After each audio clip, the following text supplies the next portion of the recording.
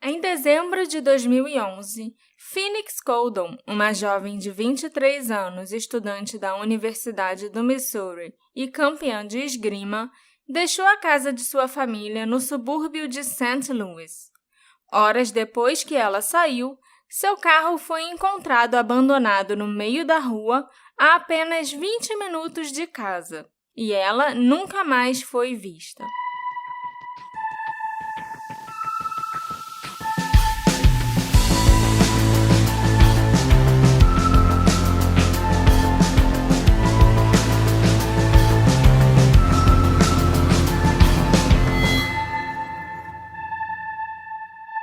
Olá, meus ouvintes queridos! Sejam bem-vindos a um novo episódio do Detetive do Sofá. Eu sou a Marcela, a host desse podcast, e hoje eu vou te apresentar o caso da Phoenix Coldon.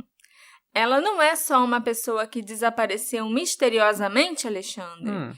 Ela era uma pessoa que tinha uma vida dupla, que só foi descoberta depois do desaparecimento. É interessante, Marcela. Mas antes, como Você sempre... não tem vida dupla não, né? Se eu tiver, você só vai descobrir depois do meu desaparecimento. Costuma dizer não? Não, meu amor, não tenho. Mas antes da gente ir pra Phoenix, a pessoa, não o lugar, eu queria lembrar todos os nossos ouvintes, esse podcast só existe graças ao apoio de vocês, dos nossos queridos apoiadores. Beijo, apoiadores. Vocês sabem quem vocês são. E se você também quiser virar um apoiador deste podcast, que vocês curtem bastante, bastem lá na Aurelo ou no PicPay para ver como que apoia a gente. Lembrando que quem apoiar a gente pelo Aurelo, ainda nesse mês, eu esqueci de falar isso no programa passado, por motivos, vai ganhar agradecimentos em dobro. Motivos que eu nem sei se eu posso falar. Pode. Fala sim.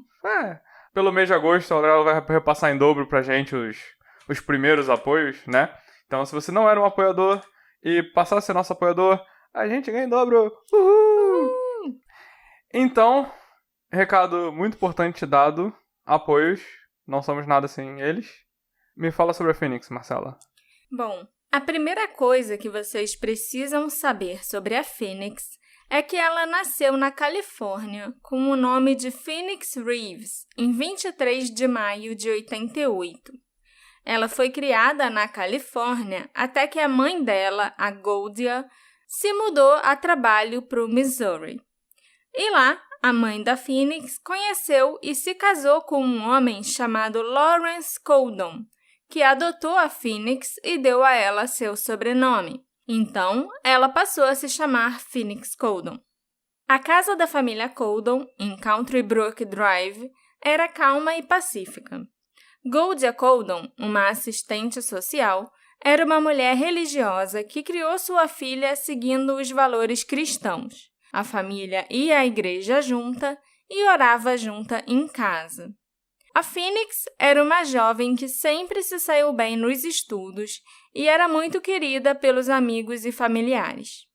Embora ela fosse um pouco reservada, ela tinha um grande senso de humor e adorava esportes.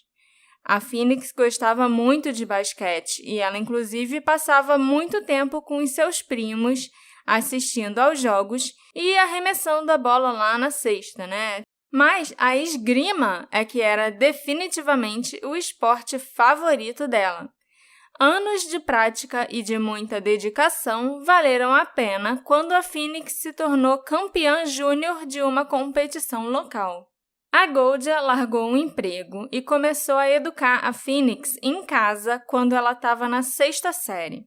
Os amigos da Phoenix afirmaram que ela com certeza teria preferido passar pelos anos do ensino médio junto com os colegas, numa escola normal. Inclusive, na maioria das tardes, a Phoenix esperava no ponto de ônibus que seus amigos da vizinhança voltassem da escola. Ela começou a ser homeschooled? Na 6ª série até acabar o ensino médio. Que bosta. Deve ser muito chato. Mas os pais dela nunca consideraram a possibilidade da Phoenix voltar a estudar numa escola normal. A Goldia sempre ficou de olho nos amigos da Phoenix, porque ela não queria que a filha se envolvesse com o público errado. E numa escola, você convive com pessoas de todos os tipos, né? De todas as classes sociais, pessoas de todos os lugares. Você não escolhe os amigos do seu filho? Exatamente. E isso é uma coisa que a Goldia queria evitar. Uhum. Ela era uma mãe bem super protetora e até um pouco controladora, que queria vigiar a filha o tempo todo e saber exatamente as pessoas com quem a menina estava andando. Eu não colocaria pouco antes de controladora. Ok, talvez tenha razão. A Goldia também tinha opiniões bem fortes sobre como uma jovem cristã deveria se comportar. Na maior parte do tempo, a Phoenix parecia concordar com a mãe. Elas nunca brigavam e ela aceitava as regras que eram impostas a ela. A própria Phoenix era bastante religiosa e praticava o que os pais pregavam. Foi em 2007 que tudo isso começou a mudar. Depois dela concluir o ensino médio, a Phoenix se mudou para um apartamento com uma amiga. E foi a mãe dela, a Goldia, quem ajudou a encontrar o apartamento e quem, inclusive, assinou o contrato de aluguel. Nessa época, a Phoenix estava em contato regular com os pais e ainda frequentava a igreja com eles nos domingos. Mas, depois de 4 anos, a Goldia começou a achar que era uma despesa desnecessária a Phoenix morar sozinha, ou com uma amiga, e pagar aluguel. Ela estudava na Universidade do Missouri, em St. Louis, então fazia sentido que ela morasse em casa com a família. A casa deles ficava muito próxima da faculdade. Não era como se a Phoenix tivesse ido estudar em outra cidade ou outro estado, né? Que é muito comum nos Estados Unidos. Sim, ela estava estudando do lado de casa. Uhum. Então, depois de viver de forma independente por 4 anos, em maio de 2011, a Phoenix voltou para casa. As coisas não eram mais as mesmas de quando a Phoenix era adolescente. Ela passou a entrar em conflito com os pais sobre tudo. Ela ainda costumava passar horas sentada em seu carro dentro da garagem, conversando com amigos ao telefone. A Goldia achava isso meio estranho, mas ela não se preocupou muito. Ela sentia que a filha precisava de um pouco de privacidade depois de voltar para a casa da família, então ela não questionou esse comportamento. Uma semana antes do Natal, em 18 de dezembro de 2011, a Phoenix compareceu ao culto de domingo às 11 da manhã com os pais. Quando o culto terminou, ela foi para o carro, onde ela ficou sentada, esperando os pais que estavam socializando com todo mundo, conversando com os amigos depois do culto. No caminho de volta para casa, eles pararam numa loja de conveniência, onde a mãe dela foi comprar algumas coisas para o almoço, e depois eles foram para casa. Depois que eles chegaram, a Phoenix vestiu um conjunto de moletom cinza escuro, calçou tênis, e foi para o quintal arremessar umas bolas lá dentro da cesta. Jogar basquete. Isso aí. Depois disso, a Phoenix pegou o celular dentro de casa, passou pelo pai, sem dizer nada, e saiu pela porta da frente. O pai dela, Lawrence, a viu entrando na sua blazer preta enquanto ela falava no telefone. Blazer é o carro, né? Hã? Blazer é o carro, não é a roupa. É o carro. Era uma Blazer 1998. Por volta das 3 da tarde, o Lawrence viu a filha sair de carro. Inicialmente, a família pensou que ela devia ter ido numa loja de conveniência ou na casa de algum amigo por perto. Mas quando ela não voltou para casa naquela noite, a Goldia começou a ficar muito preocupada. Quando deu meia-noite, ambos os pais já estavam muito aflitos, achando que algo ruim tinha acontecido. Eles estavam tentando falar com a Phoenix no celular há horas e nada dela atender. E a Phoenix nunca ficaria fora até tão tarde sem dizer a eles onde ela estava ou sem atender o celular. Não havia muito mais que eles pudessem fazer, a não ser esperar e rezar para que a Phoenix voltasse para casa. Foi uma noite longa e bem preocupante para a família Colden. Mesmo com 23 anos, a Phoenix obedecia às regras da casa da família, como o toque de recolher 1h da manhã estabelecido pela Goldia. O mais tarde que a Phoenix já tinha chegado em casa era 1h20 da manhã. Isso era que dia da semana? Um domingo à noite. Eu tava pensando, nossa, a mãe dela era boa, né? Toque de recolher 1 da manhã. Aí eu lembrei que ela já tinha 23 anos, ela já era uma adulta. E ela nem precisava de um toque de recolher. Né? Que na nossa cabeça a gente fica pensando, minha mãe mandava eu chegar em casa às 11 horas. Mas quando eu tinha 15 anos, 16... Então, Quando amanheceu, ainda não havia sinal da Phoenix. Ela nunca tinha ficado fora a noite toda antes. Pelo menos não enquanto ela morava na casa dos pais. A Goldia e o Lawrence ligaram para todos os amigos da Phoenix para perguntar se eles sabiam onde ela estava. Mas ninguém a tinha visto ou tinha ideia de onde ela esteve ou o que ela fez no dia anterior. Os Coldon começaram a ligar para os hospitais, mas ninguém que se encaixasse na descrição da Phoenix tinha sido admitido na noite anterior. Desesperados e convencidos de que algo estava terrivelmente errado, a Goldia e o Lawrence foram à polícia e relataram o desaparecimento da Phoenix. Mas, como ela era uma adulta que não estava desaparecida há mais de 24 horas, não havia muito que a polícia pudesse fazer. Ou quisesse. Exatamente. Essa história de esperar mais de 24 horas, a gente está careca de saber que é balela, né? O policial que estava em serviço chegou até a procurar a placa da Blazer da Phoenix no sistema, mas não tinha registro do carro ter sofrido um acidente ou algo parecido. O que é muito estranho, porque, na verdade, o carro da Phoenix já tinha sido encontrado pela polícia um dia antes. A Blazer estava abandonada no meio da rua em St. Louis, a apenas 20 minutos da casa da família Coldon. Os relatórios iniciais da polícia indicavam que a porta do lado do motorista foi encontrada aberta e que o carro estava ligado. A Blazer, então, foi rebocada e levada para um depósito. Às 18h23 do domingo, dia 18, a placa do carro foi incluída no computador da polícia como um veículo abandonado. Mas como que os policiais não notaram que a placa já estava no sistema deles, no depósito? No depósito deles, né? Isso que é pior. A polícia local afirmou algum tempo depois que esse erro aconteceu porque o sistema estava com algum atraso naquele dia. Então, os dados do carro, apesar de já terem sido incluídos no banco de dados central, ainda não estava aparecendo nos resultados. Eu não sei se eu acredito nisso não, mas foi a desculpa que a polícia deu, né? A desculpa que eu acredito era Natal, ninguém tava a fim de trabalhar.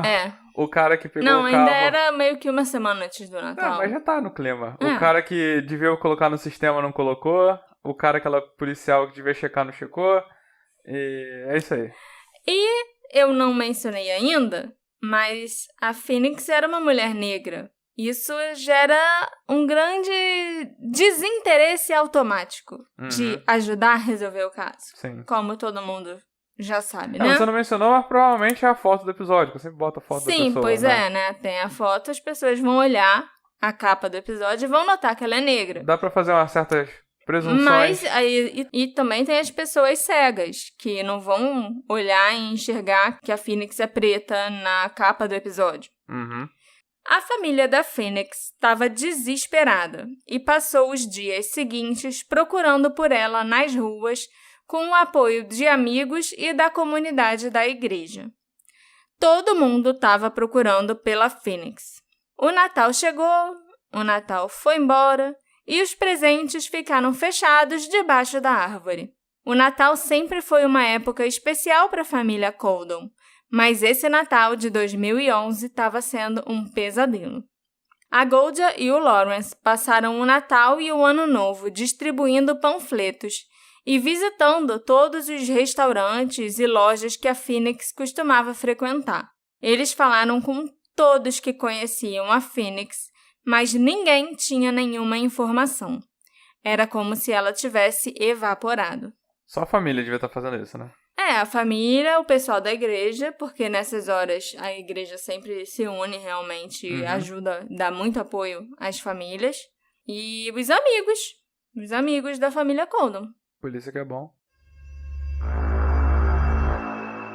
No dia 1º de janeiro de 2012, 2 semanas após o desaparecimento da Phoenix, a família finalmente soube que o carro dela tinha sido apreendido. Nossa. Embora o carro tenha sido encontrado na noite em que ela desapareceu e estivesse a poucos quilômetros da sua casa, essas 2 informações não foram reunidas até que um amigo da família encontrou o carro apreendido numa busca independente. Caraca, então não foi nem a polícia que descobriu? Não, foi um amigo da família que resolveu checar, depois de já ter procurado na cidade toda, em hospital e tudo, ele foi checar os depósitos para ver se encontrava o carro em algum lugar.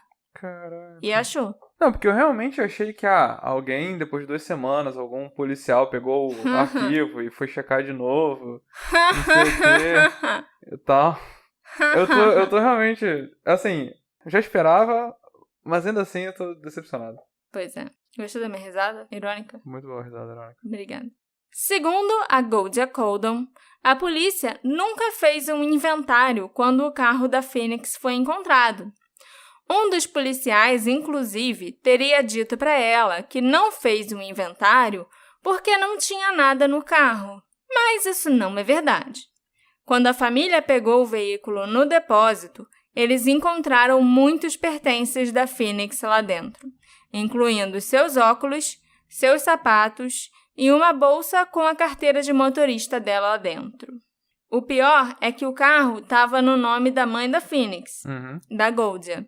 E aí, passou algum tempo, chegou para ela uma multa de quase $1.000 para ela pagar referente ao tempo que o carro dela ficou ocupando espaço lá no depósito. Eram as diárias, né? Que você paga quando o seu carro é rebocado ou algo assim. Caraca. Então... Porque essa parte do sistema funciona muito bem. A de cobrar. A de cobrar funciona bem pra caralho, igual aqui no Brasil. Chega 2 semanas depois. Então, passou um tempão lá no depósito e... Sendo que Chegou eles já tinham procurado a filha, já tinham procurado o carro, ido na polícia... E aí, depois chegou lá Mas foi a conta com as diárias. Mas foi depois de descobrirem o carro no depósito? Depois, lógico. Tá. A polícia vasculhou a área onde o carro foi encontrado. E aí, eles até utilizaram cães farejadores de cadáveres e outros cães farejadores também. Mas nenhuma pista foi encontrada. Depois que ela desapareceu, não havia sinal da Phoenix nas redes sociais, nenhuma ligação foi feita pelo celular dela, e ela não havia acessado a conta bancária. Havia também meia lata de refrigerante e um saco plástico com fatias de limão dentro do carro dela, algo que a Phoenix adorava comer. A Goldia disse que a Phoenix não tinha levado as fatias de limão quando saiu de casa. E as fatias de limão também não estavam no carro mais cedo quando a família foi na igreja. Então, será que a Phoenix tinha ido até a casa de alguém? E alguém que conhecia muito bem a Phoenix, conhecia bem o suficiente para dar um saco de fatia de limão para ela? Porque é muito específico a pessoa gostar de comer limão. Eu só conheço uma pessoa que gosta, que é o meu afilhado de 4 anos. Se deixar, ele chupa limão o dia todo, não sei como. Mas você conhece alguém que come limão? Não. Mas estava lá os snacks dela, que eram limões fatiados. A polícia processou o veículo, mas não conseguiu encontrar nenhuma evidência forense, indicando que algum crime poderia ter acontecido ali dentro. E o único DNA dentro do carro pertencia à própria Phoenix, à mãe e ao pai dela, que já eram as pessoas que usavam aquele carro normalmente. Assim que a investigação sobre o desaparecimento da Phoenix começou, né, para valer, sob insistência do detetive principal do caso, a Goldia vasculhou o quarto da filha, na esperança de encontrar alguma resposta para as perguntas que passavam pela cabeça de todo mundo. Um dos itens descobertos pela Goldia foi um bilhete enigmático que inicialmente não se pensava ter sido escrito pela Phoenix. Mas quando a Goldia examinou a mensagem mais de perto e comparou com outras amostras de caligrafia da Phoenix, ela percebeu que era sim a escrita da filha. Mas ela tinha escrito de um jeito muito desleixado, como se ela tivesse escrito correndo, sabe? Uhum. Você tem que anotar alguma coisa, então você pega um papel e escreve de qualquer jeito. Uhum. O bilhete estava num pedaço de papel com a data de 18 de dezembro escrita nele. 18 de dezembro, que foi a data em que a Phoenix desapareceu. De acordo com a Goldia, o bilhete dizia o seguinte: achamos que você precisa se decidir antes de 2012. Senão, eu vou te mostrar o que eu posso fazer com seus pais. Isso teria sido a Phoenix que escreveu. Sim, exatamente. A mãe dela não acredita que a Phoenix estava escrevendo aquele bilhete para outra pessoa, sabe? Para ameaçar alguém, por exemplo. Uhum. Ela acha que a filha estava anotando algo que estava sendo dito para ela. A maneira como a Phoenix escreveu naquele pedaço de papel era consistente com a maneira como ela escrevia nos livros e cadernos quando ela estava fazendo anotação rápida durante uma aula, sabe? Entendi. Então ela acha que alguém estava falando com a Phoenix no telefone e disse isso para ela e ela foi tava lá e anotou. anotando para fixar. É. Agora que vai começar os babados. Os Coldon logo fizeram outra descoberta alarmante. Através de um dos amigos da Phoenix, eles descobriram que ela tinha um namorado com quem ela morou por um curto período de tempo. Na época em que ela desapareceu, a Phoenix estava morando com os pais. Mas você vai lembrar, Alexandre, que nos 4 anos anteriores ela morava sozinha, ou com uma amiga, né? Uhum. Pelo menos é o que os pais dela achavam. Mas os pais dela não sabiam que ela estava saindo com alguém, e muito menos que ela estava morando com um namorado no apartamento que a mãe dela, a Goldia, tinha alugado e pagava para ela morar. A Goldia até esteve no apartamento da Phoenix algumas vezes, mas nunca viu nenhum sinal de que um homem morava lá também. O amigo da Phoenix, o que dedurou ela, né? Dedurou não. Eu vou falar que ele dedurou. Ela sumiu, ele estava preocupado. É. O amigo da Phoenix tinha certeza de que esse namorado misterioso saberia o paradeiro dela, porque os dois ainda estavam namorando. Mas o namorado, que se chama Mike, negou saber de qualquer coisa. Ele também disse aos detetives que ele não tinha falado com a Phoenix antes do desaparecimento dela, sendo que os registros telefônicos indicam o contrário. Na véspera do desaparecimento da Phoenix, 17 de dezembro de 2011, os registros telefônicos mostram cerca de 10 ligações entre a Phoenix e o Mike. Inclusive, uma dessas chamadas durou 116 minutos. Quase 2 horas. Nunca fiquei tanto tempo assim no telefone. Não tenho saco. Te amo, mas odeio o telefone. Em 18 de dezembro, já no dia que ela sumiu, o Mike ligou para a Phoenix às 9h41 e eles conversaram por 6 minutos. E naquela tarde, 1h46 da tarde mais precisamente, a Phoenix fez uma ligação para o Mike que durou 1 minuto. Qual foi a hora que ela pegou o carro e saiu? 3 da tarde. Ok. O Mike não é considerado um suspeito no desaparecimento da Phoenix. O policial Benjamin Granda afirmou numa entrevista que o Mike foi muito cooperativo durante os estágios iniciais da investigação, e ele foi rapidamente descartado como um suspeito no caso. O Mike também fez um teste do polígrafo, segundo esse policial, no qual ele passou. Então, a polícia já está falando aos 4 ventos, quer que todo mundo saiba que o namorado, Mike, não é suspeito. Ele deve ter um álibi muito bom. Em retrospectiva, os pais entenderam por que a Phoenix mentiu sobre ter um namorado, pois a sua educação cristã a encorajava a se casar virgem. Então, o Lawrence e a Goldia com certeza não teriam aprovado que ela morasse com um homem. Faz sentido. Sim. Que eles tenham tido essa realização. Sim. E que ela não tenha contado pra eles. Uhum. Ao examinarem os pertences da Phoenix, eles perceberam que aquele era um relacionamento significativo para ela. A Phoenix havia participado de eventos familiares com o Mike e tinha conhecido os pais e amigos dele. No entanto, o Mike e os pais insistiram que eles não conheciam a Phoenix tão bem assim e pediram aos Colden que parassem de incomodá-los com perguntas. Eita. O Mike falou com a polícia tudo que pediram, todas as vezes que chamaram ele para ser interrogado, ele foi, mas ele não queria falar com os pais da Phoenix. Eles ligaram para a família do Mike e para o Mike várias vezes, mas eles não queriam conversar com a família dela, não. Eu não sei se eu decido que eu acho isso estranho ou não. A gente não sabe o que a Phoenix falava dos pais pra ele, né? Não, sim, é por isso que eu tô falando. Tem muita coisa aí que a gente não sabe. Tipo, mesmo que eu não tenha nada a ver com isso. Se eu estivesse nessa situação de constantemente receber ligação, a gente tentando falar comigo de uma coisa que talvez eu não tenha tanto pra falar assim. Uhum. Será que uma hora eu ia chegar pra lá e falar, olha, não sei nada e para com isso, sabe? Ou será que isso é só esquisito demais, entendeu? Talvez até uma falta de empatia com a pessoa. A filha sumiu, talvez um pouquinho do meu tempo não seja nada, mas seja suficiente pra dar alguma paz, dar alguma resposta que essa pessoa queria, entendeu? Então... Mas e se a sua namorada fazia a caveira deles pra você? Não, é isso que eu tô falando. Então aí você pode simplesmente achar que eles não merecem resposta nenhuma, que eles não são boas pessoas, que eles não foram bons pra ela. A gente não sabe, mas... Pois é, exatamente. Mas com a polícia, falou.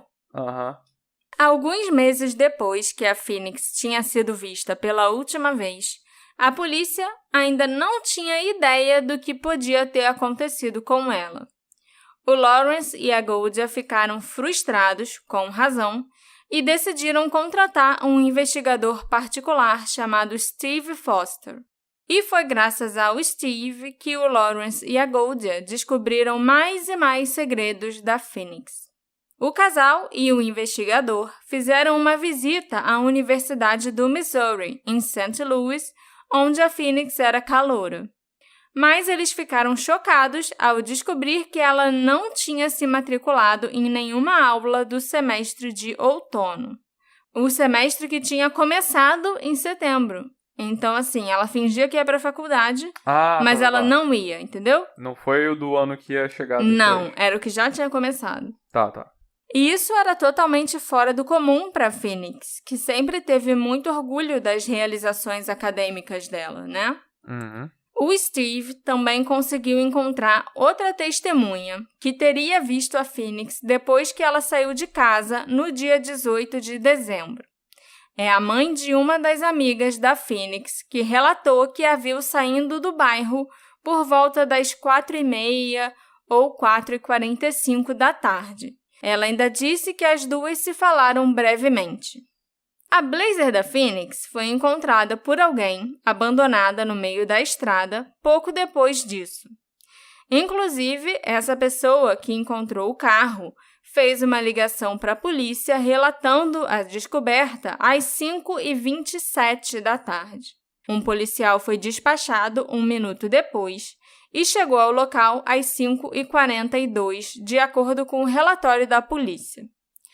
Então, se a Phoenix estava saindo do bairro às 4h45, ou entre 4h30 e 4h45, como a testemunha afirma, a Phoenix teve que pegar o carro e dirigir direto para East St. Louis, onde a Blazer foi encontrada, porque leva cerca de meia hora para você chegar lá. E aí, às 5h27, alguém já tinha encontrado o carro dela abandonado. Uhum. Já diminui um pouquinho, né, essa linha do tempo que a gente tem para ela ter desaparecido. Sim. A polícia pediu a localização, né, das torres do celular onde o telefone da Phoenix foi registrado naquele dia, os pings. Uhum. Mas não foram divulgados detalhes sobre a rota que ela pode ter feito, num esforço para não atrapalhar a investigação. E falando em pings e celular, o Steve também descobriu que a Phoenix tinha um segundo celular, com uma conta que vinha bem alta todo mês, diga-se de passagem. Um dos seus amigos mais próximos, chamado Tim Baker, sabia que a Phoenix tinha 2 telefones. Um que estava no plano familiar dos pais dela e outro no nome dela. Ela usava os 2 telefones constantemente. O Tim presumia que esse segundo celular era usado pela Phoenix para ela entrar em contato com o namorado Mike, já que os pais dela não sabiam sobre ele, e um faturamento detalhado da conta podia acabar expondo o relacionamento. Então aquelas ligações que você viu com o Mike era desse celular? Tá aí é que tá, não eram. Isso é o que o amigo dela pensava. O amigo dela achava que ela tinha outro celular por causa disso. Mas não.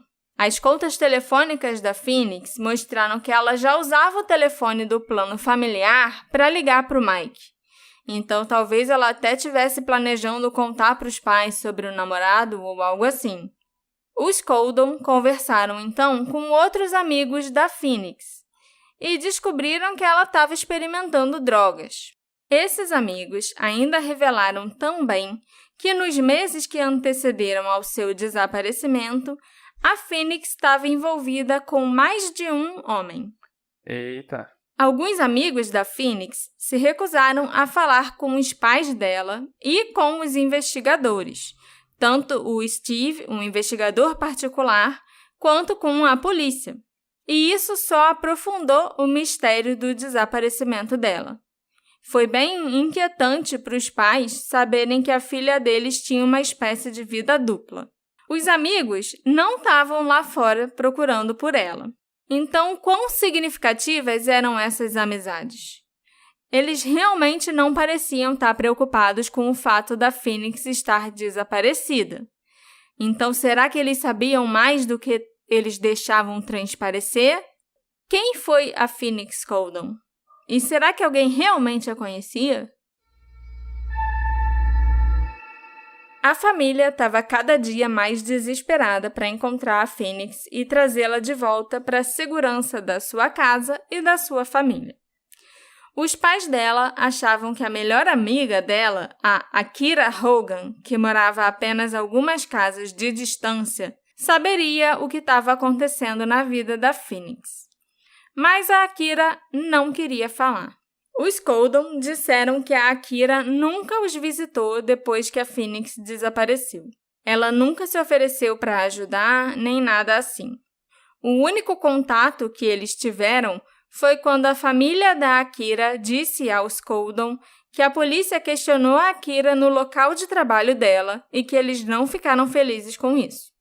Recentemente, num especial de TV sobre o caso da Phoenix Coldon para o Oxygen Channel, a jornalista Chandria Thomas e o ex-policial Joe Delia conseguiram conversar com a Akira, a melhor amiga da Phoenix. E nessa entrevista, a Akira disse que os pais da Phoenix eram muito controladores e queriam tomar conta de cada detalhe de todos os aspectos da vida dela. Depois que a Phoenix voltou a morar com a Goldia e o Lawrence, as coisas ficaram tensas. A Phoenix estava irritada e discutia com eles com frequência. A Akira também esclareceu por que a Phoenix tinha o segundo telefone celular. Era para que ela pudesse entrar em contato com o seu outro namorado, também chamado Mike, com quem ela saía desde 2010. É outro Mike. Outro Mike. Então, eu vou chamar o namorado que morava com ela, né? O que a gente ficou sabendo primeiro, de Mike 1. E esse aqui vai ser o Mike 2. É uma boa tática porque não tinha perigo de trocar o nome, né? Com certeza. Você acha que se eu fosse arrumar outro namorado, não ia arranjar um Alexandre também? Acho que seria uma boa ideia. Não, eu não quero. Só quero o meu maridinho, Alexandre. A Phoenix conheceu o Mike número 2 numa loja de departamentos onde ele trabalhava. Ele deu a ela amostras grátis de produtos de beleza. E realmente, assim, o homem conquista qualquer mulher. O Alexandre 2. E em pouco tempo, aquele flerte inocente se transformou num romance. E é lógico que isso é algo que a Phoenix escondeu do namorado, do Mike 1. E visto que seus pais não sabiam nem sobre o namorado oficial dela, ela também quis manter esse relacionamento secreto bem longe deles.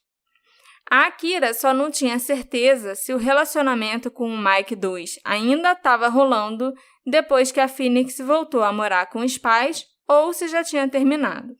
Porque devia ser difícil, né? Se os pais eram controladores e ela estava escondendo um namorado... Ainda tinha que esconder 2. Devia ser difícil achar tempo pra, despistar os pais e encontrar com um namorado, despistar os pais pra encontrar com 2 namorados. Pois é, com certeza. Devia ser complicado. Dá muito trabalho. Deve dar muito trabalho. Olha os deslizes aí. A Akira também mencionou que nos meses que antecederam seu desaparecimento, a Phoenix ficou meio paranoica. Ela sentia que estava sendo seguida por alguém ou alguma coisa. Todas essas situações estranhas e segredos na vida da Phoenix teriam começado a incomodar a Akira, que resolveu se distanciar um pouco da Phoenix. A última vez que as 2 amigas se falaram foi uma semana antes do desaparecimento, quando elas tiveram uma discussão. E no meio da discussão, a Akira disse que a Phoenix puxou uma faca. Mas a Akira não acreditou no blefe da Phoenix e disse que não estava com medo porque sabia que a Phoenix não ia machucá-la. Ainda de acordo com a Akira, a Phoenix não estava sendo mais ela mesma. E ela ainda disse que ia fazer as malas e ir embora. A Phoenix ia fazer as malas? É. O pessoal do Oxygen Channel, a Chandra e o Joe, resolveram investigar o Mike 2 e descobriram que existia uma ordem de restrição contra ele, feita por uma ex-namorada. Essa ex-namorada revelou que em dezembro de 2011, o Mike 2 pesquisou obsessivamente o caso da Phoenix Coldon, do desaparecimento da Phoenix Coldon. Ela o confrontou e ele admitiu que ele tinha sido íntimo da Phoenix. Aí, quando a namorada ficou com ciúme, o Mike 2 perguntou por que ela estava preocupada com alguém que estava morto. Ela não tinha certeza se o Mike 2 falou isso porque ele presumiu que a Phoenix já não devia mais estar viva, ou se há alguma explicação mais sinistra para essa afirmação. Pode ter sido um deslize. Ou até uma ameaça para a namorada na época, que depois virou ex e entrou com a restrição contra ele. Pois é. E já que nós estamos falando das descobertas do pessoal lá do Oxygen Channel, teve algo muito importante que veio à tona no documentário. O policial, o Perry, que encontrou o carro da Phoenix abandonado, foi entrevistado lá no especial. E ele mudou a declaração inicial dele, dizendo que o carro não estava ligado, que a porta do motorista não estava aberta e a chave do carro não estava no local. Ué? Por isso, ele teria simplesmente presumido que aquele era só um carro que ficou sem combustível. Não havia nada de significativo no carro que indicasse crime ou que fosse suspeito. Agora, por que ele mudou a declaração e por que, durante anos, ele deixou todo mundo acreditando na outra versão, não está claro. Ao mesmo tempo, não tem como a gente saber qual é a verdadeira, né? Não, é impossível. Porque ele pode ter mudado essa agora pra, sei lá, explicar por que a polícia deu mole, não investigou, sei lá. Sim. Ah, era só mais um carro que deu pane seca e teve que ser rebocado. Por isso que a gente não fez nada a respeito. Pois é.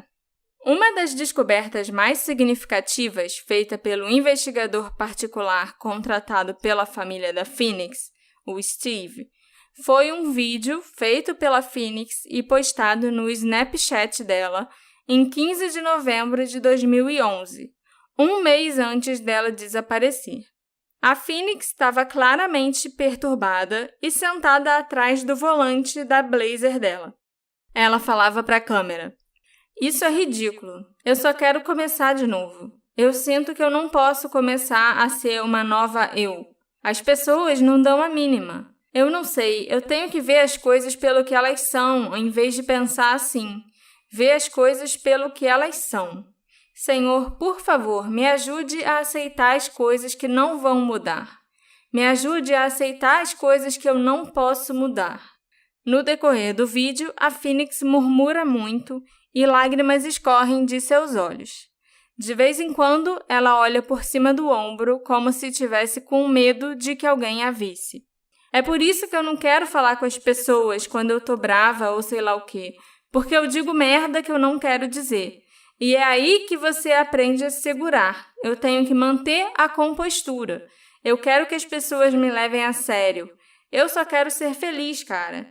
Eu não me lembro de uma época em que eu fui feliz, genuinamente feliz.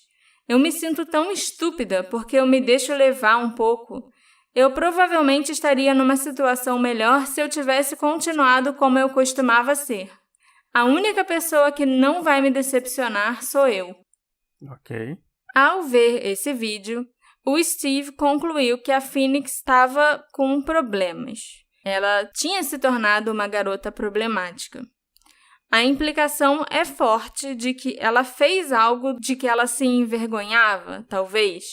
Algo que estava fora de sincronia com como ela costumava ser. A Phoenix se envolveu com as pessoas erradas? Ela estava com algum tipo de problema ou em alguma enrascada? Por que ela estava se sentindo tão desesperada, né? Daquele jeito. Desesperada e infeliz e Há quanto perdida. tempo ela estava morando com os pais de novo? Ela mudou em maio de 2011. O vídeo foi em novembro. Maio, junho, julho, agosto, setembro, outubro, novembro. 6 meses. Ela ficou 4 anos morando sozinha, longe dos pais, e eu imagino que isso tenha se transformado em outra pessoa, livre dos controles. Com certeza. Entendeu? E aí quando ela volta, ela não consegue mais voltar para aquela vida anterior. Que ela devia até achar que era boa.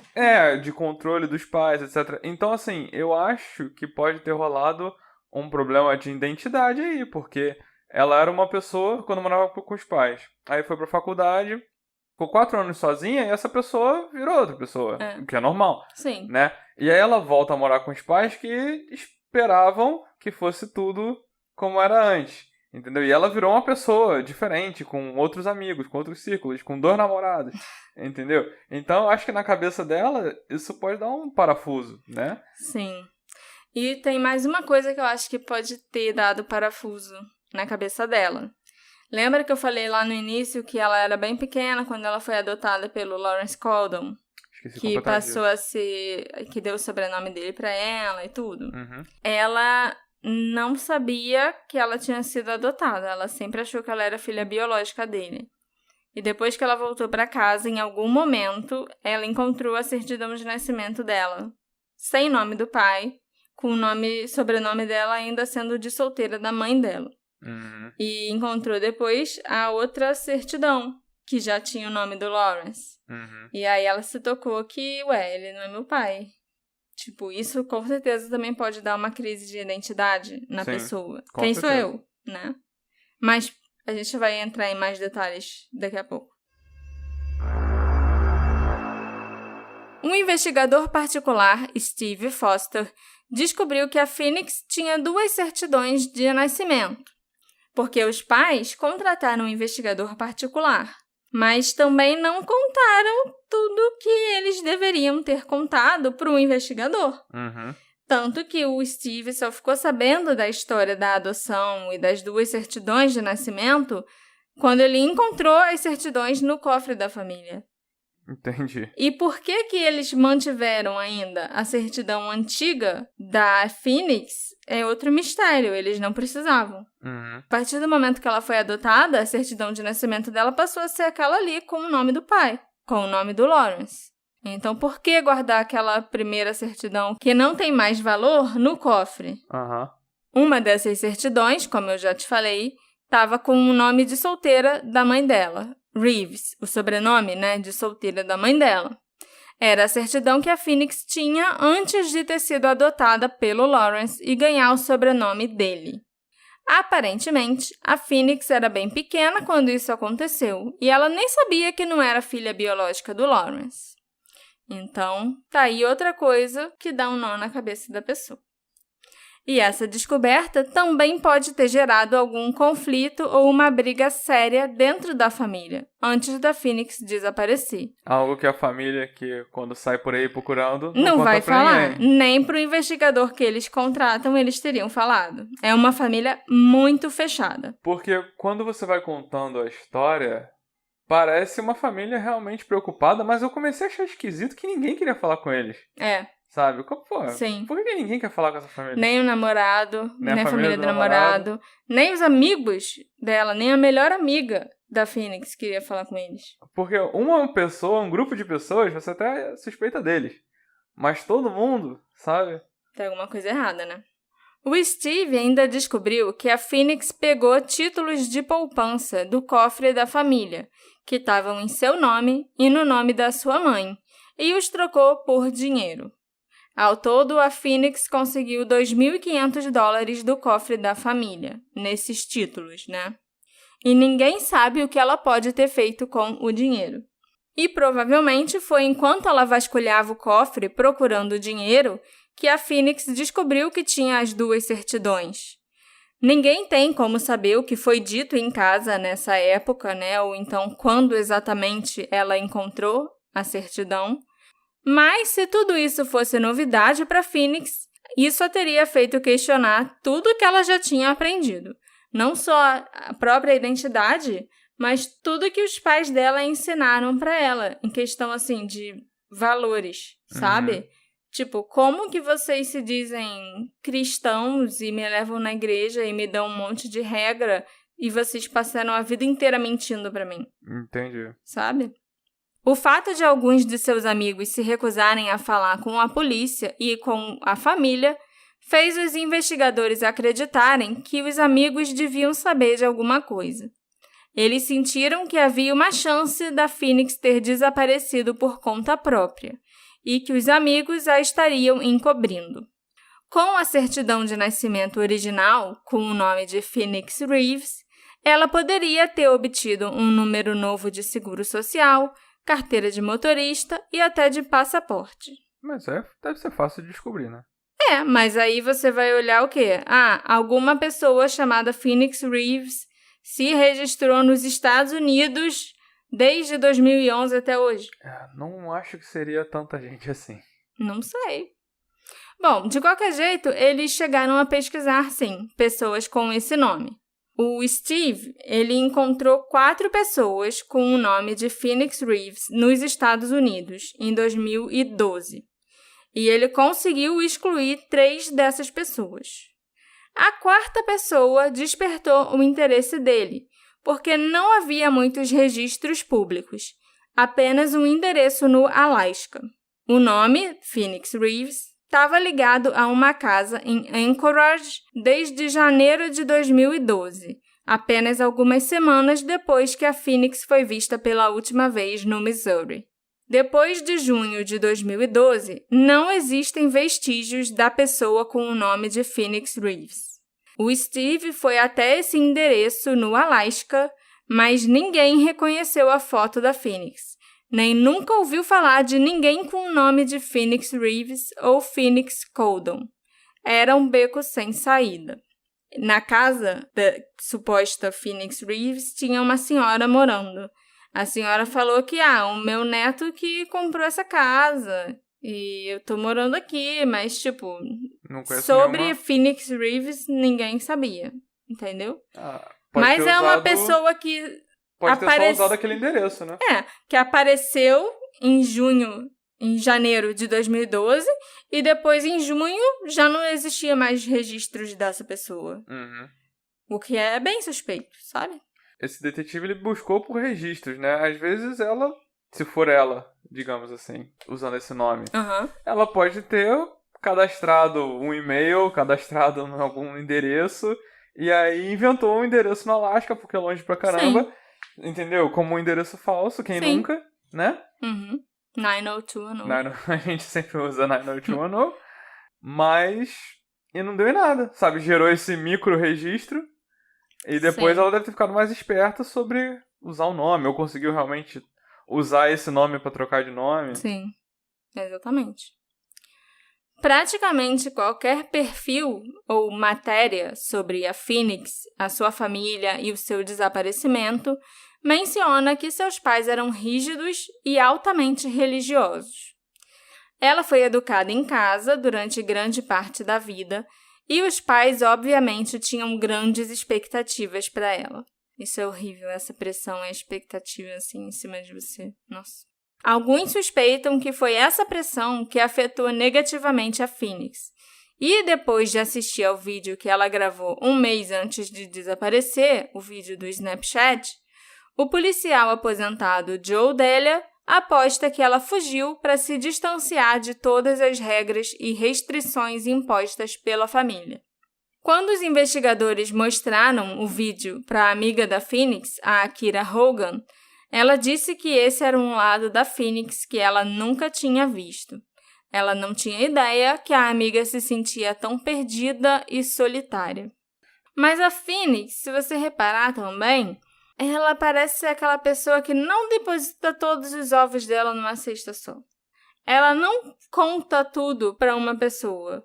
Ela fala um pouco de coisas sobre ela e sobre o que acontece com ela para cada um. Uhum. E aí parece que ninguém, nem a melhor amiga, vai conhecer ela de verdade. Tipo, quem é a Phoenix? Uhum. Eu conheço bem a Phoenix? 100% da Phoenix? Uhum. Não. Porque para você ela falava de certo aspecto da vida dela. Pro outro amigo, o Tom, ela falava de outro aspecto, falava do namorado secreto. Pra Akira ela falava do Mike 2, pro Tom ela falava do Mike 1. Pra outra pessoa ela reclamava da família. Sabe? Era tudo compartimentalizado. Uhum. Outra teoria popular, nesse caso, é que a Phoenix teria sido vítima de tráfico humano. De acordo com a Associação do Xerife de Missouri, a região metropolitana de St. Louis é uma das 20 principais áreas do país onde ocorre o tráfico de seres humanos. Além disso, o carro da Phoenix foi encontrado perto da I-70, que é conhecida como a rodovia do tráfico sexual da América. Eita. Se você sabe que essa é a rodovia do tráfico sexual, por que não tem mais patrulhamento na rodovia toda para evitar que exista o tráfico sexual? Aí você não precisa chamar uma rodovia de rodovia do tráfico sexual da América. Bom, de acordo com uma ex-vítima de tráfico sexual que apareceu no documentário do Oxygen Channel, as circunstâncias do desaparecimento da Phoenix podem indicar que ela foi levada, embora essa teoria nunca tenha sido comprovada. O vídeo gravado pela Phoenix e postado no Snapchat pode ter chamado a atenção dos traficantes. O modus operandi deles geralmente é encontrar uma mulher vulnerável que esteja insatisfeita com as suas circunstâncias, o que fica bem óbvio no vídeo da Phoenix, né?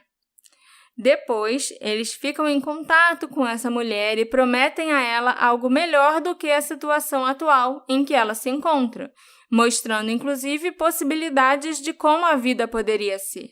Então, após um período de preparação lenta que eles vão cozinhando a pessoa e ganhando a confiança dela, eles criam um incidente para ganhar uma vantagem sobre essa mulher ou descobrem algum segredo dela.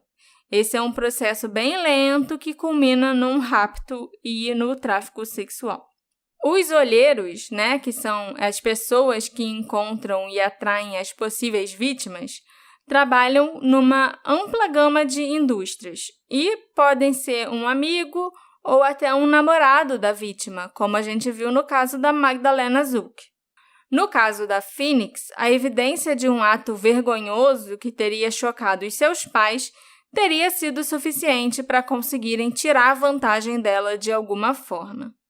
Talvez até, olha, a gente descobriu que você tem não só um namorado com quem você mora, mas você tem um namorado e um amante. O que seus pais vão pensar disso? Ela ainda teria notado aquele negócio, né, de... pois é. Pais. O que era mesmo? Achamos que você precisa se decidir antes de 2012, senão eu vou te mostrar o que eu posso fazer com seus pais. E já era 18 de dezembro de 2011, então ela tinha 12 dias, 13 dias para tomar alguma decisão que envolvia os pais dela. E o ano seguinte. Algum tipo de ameaça aos pais dela, né? Uhum. A falta de atividade na conta bancária da Phoenix e o fato dela não ter contatado ninguém da vida dela, né? Nenhum amigo, familiar, nem nada, sugere a possibilidade, sim, dela ter sido vítima de um crime. Mas, ao longo dos anos, houve alguns avistamentos da Phoenix.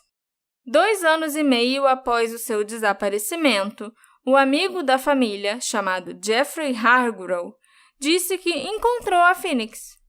Ele afirma tê-la visto em uma mercearia de St. Louis em plena luz do dia. Ele perguntou se ela era parente do David Scott, que é o tio da Phoenix. O Jeffrey disse que ela não negou, mas ficou muito claro que ela não queria conversar com ele. Ele afirma que a viu uma semana depois, na mesma área. Dessa vez, o Jeffrey não se aproximou dela porque, em sua opinião, ela era uma mulher adulta que saiu de casa e não queria ser encontrada. Mas ele, no entanto, informou a sua família e informou a polícia que ele tinha visto a Phoenix 2 vezes. Ele tinha certeza que era ela? Tinha certeza, absoluta. Caraca. Mas o outro avistamento eu acho que é ainda mais estranho, mais suspeito. Que eu mais acho que pode ser verdade. Uhum. Em 2014, Kelly Frohnhart, uma amiga da igreja da Phoenix, também viu a Phoenix num voo de Las Vegas para St. Louis. Ela disse que a mulher que ela pensava ser a Phoenix estava viajando com 2 mulheres e 2 homens na faixa dos 30 a 40 e poucos anos. A Kelly chamou pela Phoenix, que olhou para ela e disse: "Ah, eu pareço com alguém que você conhece?" E a Kelly respondeu: "Sim, você se parece com a minha amiga Phoenix."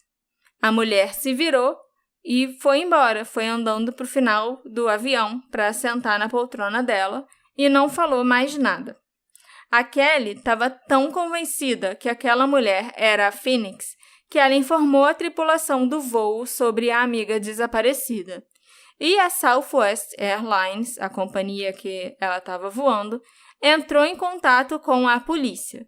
Mas assim que chegaram ao aeroporto de St. Louis, a mulher se perdeu na multidão e não conseguiram encontrá-la. Ok. É uma reação estranha, né? Tipo, Phoenix? E a pessoa vira imediatamente pra você. E fala, eu pareço alguém que você conhece? Tipo, lógico não que parece, nem comigo, né? Você é a Phoenix. Tchau, e vira e sai andando e vai, sabe? Ah, porque se não for meu nome eu escuto, eu simplesmente não respondo. Pois é. Às vezes chamam meu nome e eu não respondo porque eu não tô prestando atenção. O que eu acho é que nenhum dos amigos e parentes realmente conhecia a Phoenix. Eles só conheciam certas partes dela. A Phoenix tinha amigos em vários círculos sociais. Tinha amigos da igreja, de esgrima, da faculdade e vários outros lugares também. E parece que é aquilo que eu falei, cada amigo conhecia uma parte dela e da vida dela, mas ninguém conhecia o todo, ninguém conhecia a Phoenix. A mulher era um mistério. A família Coldon, até hoje, já gastou dezenas de milhares de dólares na busca pela filha desaparecida. Depois de alguns meses do desaparecimento, eles já tinham usado grande parte das suas economias para tentarem ir atrás de uma pista de um homem que alegava saber o paradeiro da Phoenix. Infelizmente, essa pista esgotou as últimas economias da família Coldon e ainda provou ser uma farsa. O homem teria inventado a história para chamar a atenção. E isso custou muito caro para a família Coldon e não levou a lugar nenhum. Eles chegaram a perder a casa em que eles moravam. Putz. Mesmo assim, os Coldon não se intimidaram e afirmaram que é apenas dinheiro. É só a casa da família que eles perderam. E eles fariam tudo de novo se surgisse outra pista ou uma outra chance de encontrar a Phoenix. Os pais dela não acreditam que a polícia tenha feito tudo o que era possível para encontrar a filha. Eles, inclusive, teriam uma vantagem de 2 semanas se eles soubessem onde o carro estava desde o início. O Lawrence alegou que a polícia de East St. Louis, que encontrou o carro da Phoenix, nunca os contatou. Os Coldon também culparam a polícia por não terem feito um inventário e uma perícia no conteúdo do carro. A Goldia ainda acrescentou que se a filha dela se parecesse com a Natalie Holloway, eles com certeza não teriam esse problema. A polícia teria se empenhado e a mídia teria divulgado o desaparecimento da Phoenix. Quem é a Natalie Holloway mesmo? É uma mulher branca, loirinha de olho azul, que desapareceu no Caribe. Depois o corpo dela foi encontrado, alguma coisa... é uma mulher que tinha desaparecido na época e virou notícia não só nos Estados Unidos, mas no mundo inteiro. Alguém já deve ter falado desse caso perto de mim. Por isso que eu achei que era uma atriz, alguém que eu... A família acreditou a Black and Missing, uma fundação destinada a chamar a atenção para a situação dos negros desaparecidos e suas famílias, pela cobertura que o desaparecimento da Phoenix conseguiu acumular ao longo dos anos. Eles não dizem isso, disse a Goldie Coldon, lamentando a falta de reportagens sobre o caso. Mas eu sei que é porque ela é negra. É terrível. A Phoenix é uma bela jovem. Ela é inteligente, talentosa, ela é uma campeã. A Phoenix tem muito a oferecer a esse mundo e a sua vida é tão valiosa quanto a de qualquer outra pessoa. É uma pena que os negros nunca tenham cobertura da mídia. Complicado. A gente já fez vários casos assim, né? Não é nenhuma novidade. Não me surpreende, mas eu gostaria muito que isso mudasse, que as coisas mudassem. Eu sempre fico muito triste quando eu vejo que um caso tinha tudo para ser resolvido, mas não foi por descaso da polícia ou por puro preconceito. E se a garota estiver por aí mesmo e sumiu, se a polícia tivesse começado a procurar 2 semanas antes, dava pra ter encontrado ela. Sim, ela teve 2 semanas um bom tempo, assim, pra, de folga pra conseguir desaparecer, se ela sumiu, ou se ela foi traficada também. Que é muito pior. Exatamente. E aí eu fico até, meio a meio, porque os pais pareciam ser controladores e não deve ter sido muito maneiro crescer com eles. Homeschooled e tudo mais. Né? Sendo obrigada a viver assim. Não sei, os pais realmente perderam a casa procurando a filha. Eles perderam tudo. E sofreram com essas injustiças de ninguém se importar. Então, fica eu fico bolado com eles por um lado, mas dá pena por outro lado, entendeu? Eles quiseram tanto proteger a filha que acabaram sufocando e isso aconteceu. Sim. Sabe? É a impressão que dá. E aí, não culpo eles, lógico, né? Eles estão sofrendo, eles se importam com a filha. Mas foi uma série de escolhas que levaram a isso. Uma série de... Você até mesmo falou, né? Que em retrospecto eles reconhecem que eles não contaram do namorado, foi isso, né? Então, acho que em retrospecto eles devem pensar muita coisa. Devem rever muita coisa na cabeça deles. Com certeza. Nesse sentido, com né? certeza. E é por isso que perder a casa não é nada. Perder o dinheiro não é nada. Entendeu? Acho que eles perceberam a participação deles. Né, no que quer que tenha acontecido com a filha. Espero que ela esteja por aí. Né? Geralmente eu acho que é a melhor das hipóteses nessa situação pra todo mundo, né? Geralmente eu sou uma pessoa que sempre presume que desapareceu é porque morreu e ninguém achou. Mas esse é um caso que dá pra acreditar que a pessoa sumiu. Ela teve chance de desaparecer, ela tinha documento pra desaparecer. E ela usou o documento antigo, talvez pra mudar de nome, vai saber. Ela teve 2 semanas de vantagem. Então pode estar por aí, só não quer saber. E talvez os amigos saibam, por isso que ninguém quer falar com ninguém. Sim. Sabe? Só os pais mesmo que ela queria, talvez ela até punir. Ela queria evitar. Esse episódio foi feito com a colaboração do querido ouvinte e apoiador Luiz Eduardo. Muito obrigada, Luiz.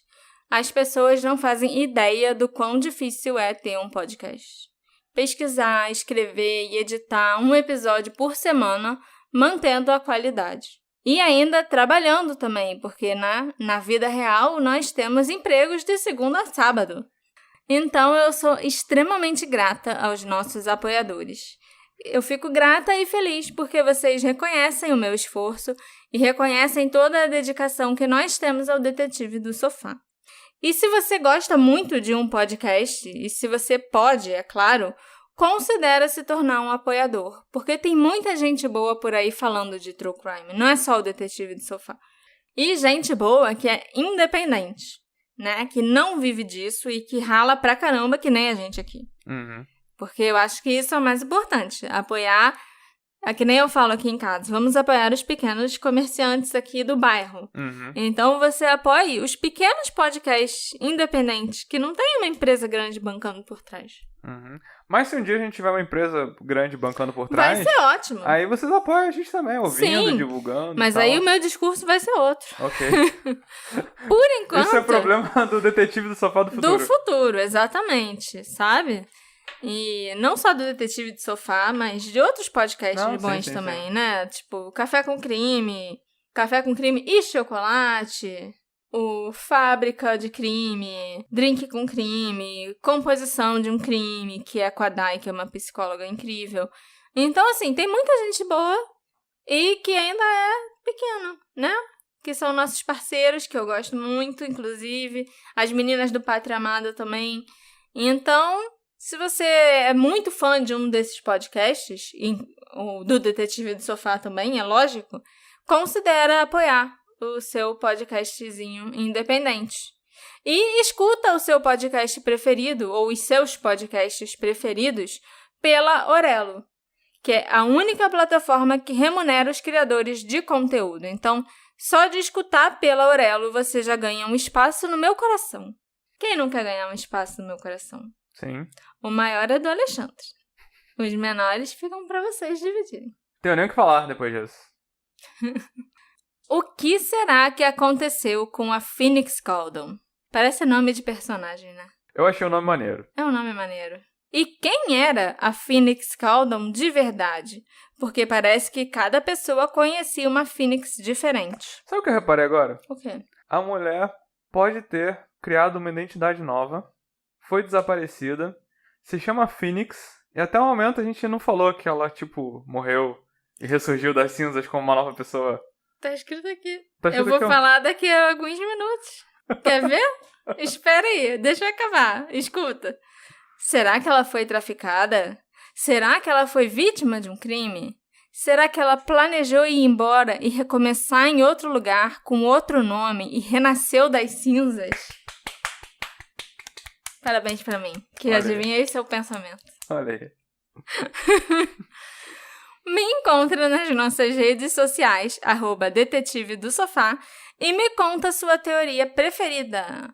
A gente se encontra na próxima investigação. Tchau, tchau. Tchau, tchau.